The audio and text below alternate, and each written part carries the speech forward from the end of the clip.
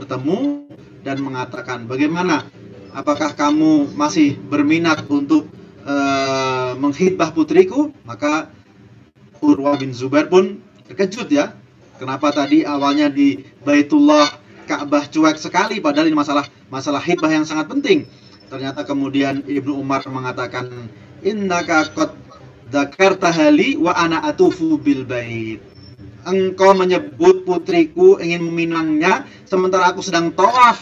Aku membayangkan Allah Subhanahu wa taala ada di hadapanku sementara engkau mampu sebenarnya menemuiku di tempat yang lain. Maka ini menunjukkan bagaimana kondisi Ibnu Umar yang sedang tawaf dalam kondisi yang sangat-sangat khusyuk, yang sangat-sangat merasakan muraqabatullah, yaitu anta'budallaha ka'annaka tarahu, yaitu engkau menyembah Allah seolah-olah engkau melihatnya. Maka tema-tema sepenting apapun itu ternyata tidak bergeming.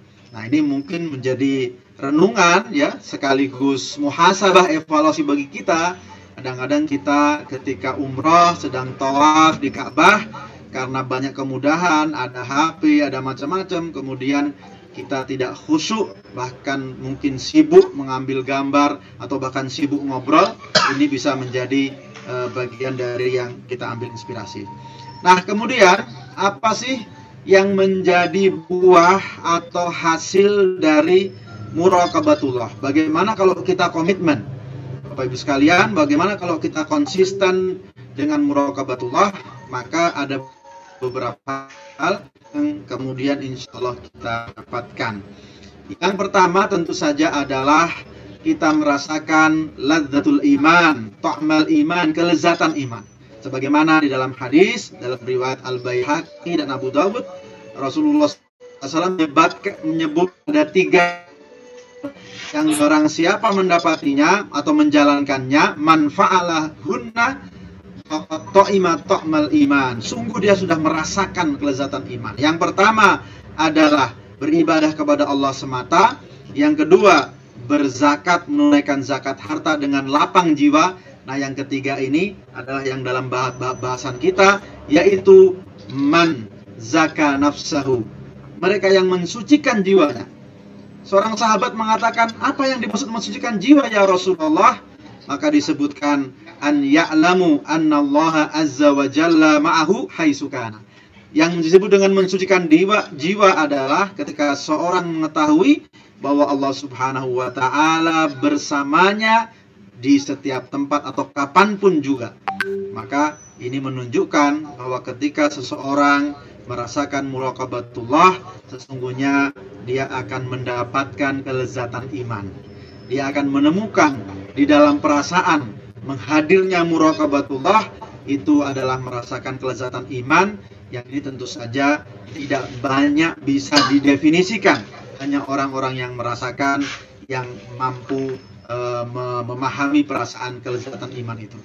Sebagaimana ketika orang mungkin merasakan kelezatan maksiat, dia juga bisa merasakan kelezatan maksiat, tapi kemudian ketika maksiatnya selesai, kelezatannya hilang, yang bersisa adalah dosa.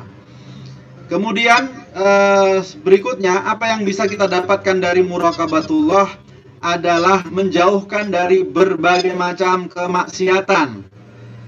Dengan kita merasakan muraqabatullah, tentu kita berusaha menghindari sejauh mungkin kemaksiatan. Dan dalam hal ini dalilnya kisah yang hadis yang masyhur ya, tentang sab'atun yudilluhumullahu fi dhillihi yauma la dhilla illa dhilluh. Tentang 7 golongan yang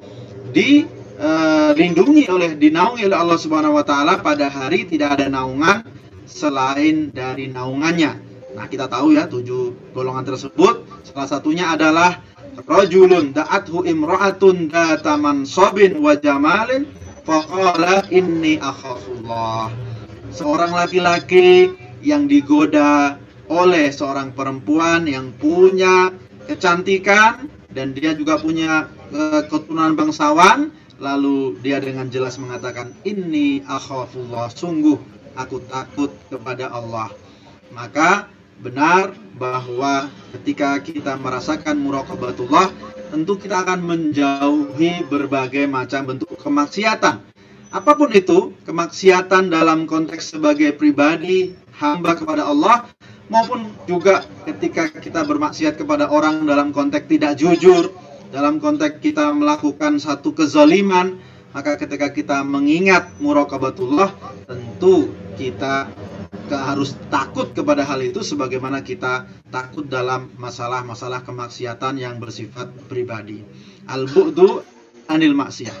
Kemudian Bapak Ibu sekalian yang dimuliakan Allah Subhanahu wa taala, ini tentu sering disebutkan sebagai salah satu buah utama dari muraqabatullah adalah menjauhkan dari kemaksiatan.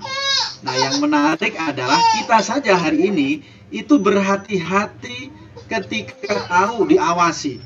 Ya, manusia yang berniat jahat sekalipun dia di satu tempat, dia akan mencari apakah ada kamera CCTV pengawas. Misalnya di mall, di tempat-tempat publik, dia kadang-kadang menghindari hal itu. Jadi hari ini saja dengan teknologi pengawasan, ada banyak orang yang berpikir 1000 kali atau berpikir kali-kali sebelum dia melakukan satu kejahatan. Maka bagaimana dengan kamera pengawasan dari Allah Subhanahu wa taala yang melekat? Jangankan dalam konteks kamera CCTV ya. Kadang-kadang kita menuliskan status di media sosial, kita memposting satu berita, kita men-share satu berita, kita juga berhati-hati. Jangan-jangan ada hoax, jangan-jangan tanpa sengaja kita ikut menyebarkan hoax, lalu orang meng-capture ya, men-screenshot dari update kita, lalu kemudian melaporkan, itu juga bisa menjadi masalah. Artinya apa? Ketika kita tahu segala sesuatu itu ada yang mengawasi, ternyata kita bisa berhati-hati. Lalu bagaimana ketika kita meyakini bahwa Allah Subhanahu wa taala mengawasi seluruh rangkaian kehidupan kita, maka tentu kita akan lebih berhati-hati dalam berbagai macam bentuk kemaksiatan. Maka Hamid At-Tawil mengatakan, beliau adalah salah satu perawi hadis ya, mengatakan la in kunta idza asaita khalian donanta annahu yaraka laqad ijtara'ta ala amrin azim. Kalau engkau bermaksiat saat sendirian dan engkau tahu bahwa Allah melihatmu, maka engkau nekat. Tetapi kalau engkau bermaksiat dan engkau mengira bahwa Allah tidak melihatmu, maka engkau sudah terjatuh dalam kekufuran. Jadi pilihannya sama-sama buruk dan berat. Kalau kita tahu dan yakin Allah melihat kita, lalu kita tetap menjalankan, berarti satu kenekatan yang luar biasa. Tapi kalau kita mengira Allah tidak melihat kita, itu justru malah bentuk kekufuran. Karena Allah Subhanahu wa taala melihat segala sesuatunya. Nah, kemudian berikutnya adalah dengan merasakan muraqabatullah adalah kita bisa menyempurnakan ibadah kita dalam bentuk yang lebih baik, lebih khusyuk. Anta'budallaha ka'annaka tarahu, lebih ihsan dalam bahasa hadis, yaitu kita menyembah kepada Allah seolah-olah kita melihatnya. Fa in lam takun tarahu fa innahu yaraka. Kalau kita gagal, tidak mampu merasakan itu, setidaknya kita tetap mampu bahwa merasakan dan meyakini bahwa Allah Subhanahu wa taala melihat ibadah kita. Maka dua unsur ini menjadi penting ya di dalam ibadah, dua-duanya, yaitu bagaimana kita beribadah dengan meningkatkan kualitasnya. Kalau kita sholat ya, kita ingat betapa banyak hal bisa masuk dengan mudah dalam pikiran kita. Bisa masalah ekonomi, bisa masalah tagihan, bisa masalah anak-anak.